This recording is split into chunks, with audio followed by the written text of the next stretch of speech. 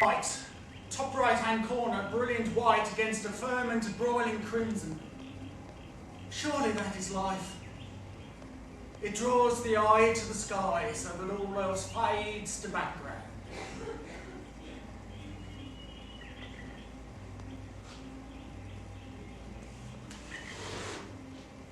I have faded to background.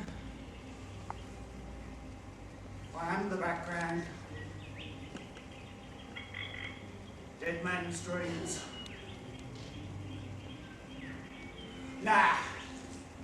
There is still time. Time to rail, time to paint, time to etch my very soul into the firmament. I will not leave until the canvas is complete. But stay away from the light. That's what they say. Stay away from the light. Ironic, isn't it? If light is light, the very thing I cannot do is go towards it. Not yet. All is not yet spoken. All is not yet in order. Rise up and storm the nurse's station, the last stand of the youthfully challenged. Who knows? They're not raping and pillaging, might cheer the place up.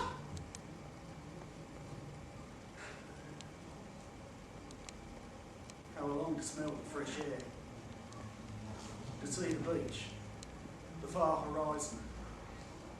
That's what they don't tell you. How the world shrinks.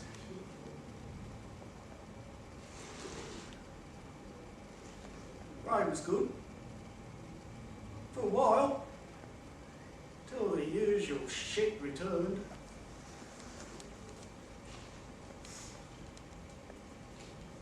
It was the last time.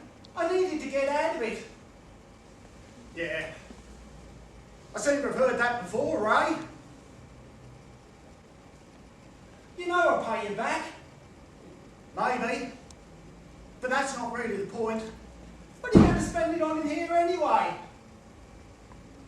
It's still my money, my coat, my wallet you went through. Jesus, Ray, have you no shame? Just place me away in alcohol. My 44 lay by my feet.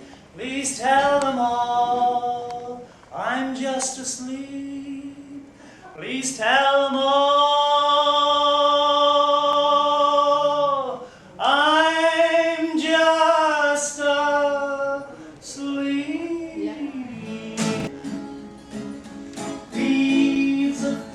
On the highway, lovers of the twilight hour, raiders of destiny and divine chemistry, you and me. And I don't come with sacred alibis to prove my innocence this time. Many ways to sacrifice a life. I just can't get you out of my mind. Listowel for always being such a huge support to me and my work. I'm going to read a few poems from Eat or We Both Starve, which came out last year. And I was just thinking about the theme of harvest. And I think books are a harvest of sorts, that you spend so much time tending to words and sowing them and weeding, and eventually they come to fruition, so it feels very lovely to be able to read from it this evening.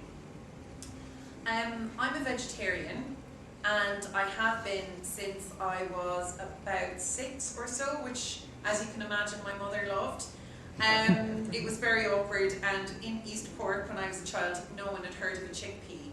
So it was mostly the old coleslaw and chips when we went out. But I think when you're a vegetarian or you make any significant decision about what you consume, people are always interested in why you made that decision, especially as I was such a young child. A bloody grin of pride. I ate liver in chunks for breakfast, pink and firm, jewels to adorn my insides.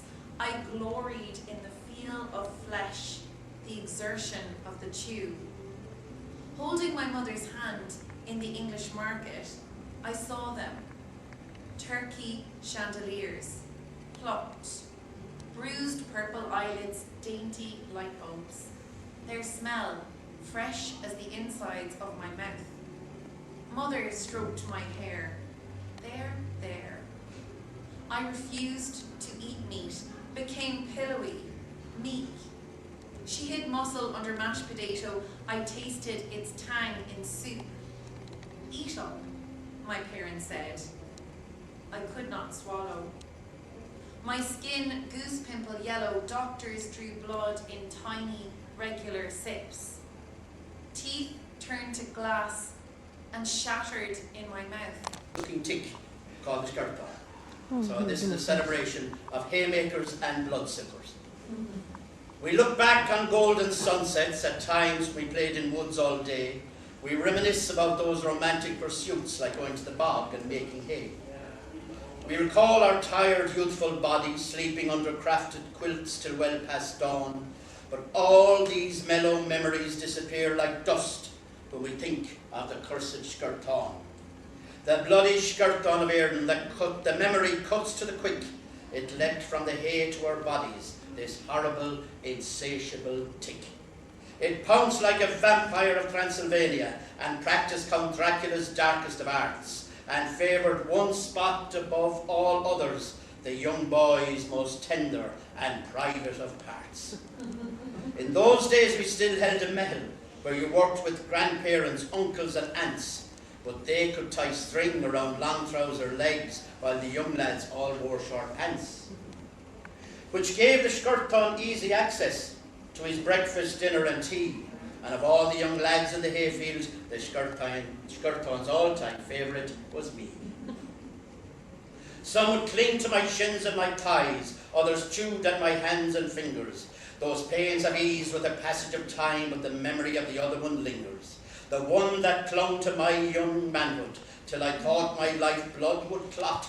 I'm sure that with the right microscope, we'd see that X still marks the spot. It was easy to get rid of most Skertons, a fingernail, a thumbnail, a pinch, but the dirty little bugger below decks, he wouldn't literally give a bloody inch. He'd cling like a limpet to the hull of a ship, or like an angelcy crawling up fences, or he'd hang on as tight as a hawk to his prey, or a senator his travel expenses.